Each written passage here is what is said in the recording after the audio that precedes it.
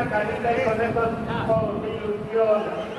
Señores, amigos y amigas, bienvenidos a la novena edición de Avanza BTT.